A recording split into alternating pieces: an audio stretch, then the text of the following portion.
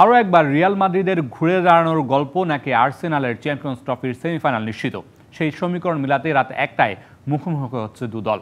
প্রথম লেগে পিছিয়ে থাকা রিয়াল নিজেদের মাঠে আবারও ঘুরে দাঁড়াতে নামবে। একই সময় ইন্টার মিলানের বিপক্ষে মাঠে নামবে বায়ার্ন মিউনিখ। চ্যাম্পিয়ন্স লিগ আর রিয়াল মাদ্রিদের ঘুরে দাঁড়ানোর আখ্যান রচনা যেন একই পথের পথিক।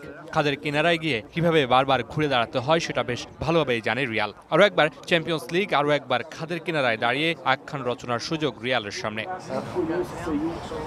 সান্তিয়াগো বার্নাব্যুয়ে আর্সেনালের বিপক্ষে লড়াইয়ের আগে রিয়াল মাদ্রিদের খেলোয়াড় থেকে শুরু করে সমর্থকদের মুখে একটি শব্দ যেন উচ্চারিত হচ্ছে বারবার, তা হচ্ছে প্রত্যাবর্তন। দলটির মিডফিল্ডার জুড বেলিংহামের কণ্ঠেও একই কথা।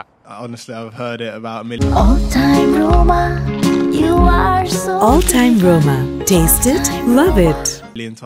প্রথম লেগের প্রতিপক্ষের মাঠে বিধ্বস্ত হওয়ার পর থেকে ড্রেসিং রুমে অসংখ্যবার শুনেছি এই শব্দ। এতে ভীষণ অনুপ্রাণিত বোধ করছি। চেনা আঙিনায় ঘুরে দাঁড়ানোর আরেকটি আখ্যান রচনা করে চ্যাম্পিয়ন্স লিগের সেমিফাইনালে যাওয়ার ব্যাপারে আত্মবিশ্বাসী আমরা।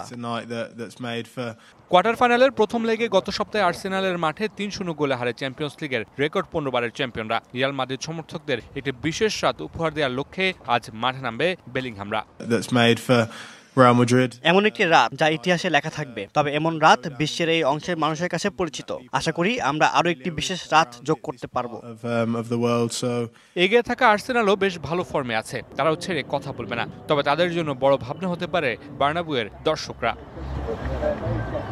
একই সময় আরেক ম্যাচে মুখোমুখি হবে ইন্টার মিলান ও বায়ার্ন মিউনিখ। প্রথম লেগে প্রতিপক্ষের মাঠ থেকে 2-1 গোলের জয় নিয়ে ফিরেছিল মিলান। এবার নিজেদের মাঠে সেমি নিশ্চিতের মিশন আর বায়ার্নের সামনে ঘুরে দাঁড়ানোর সুযোগ।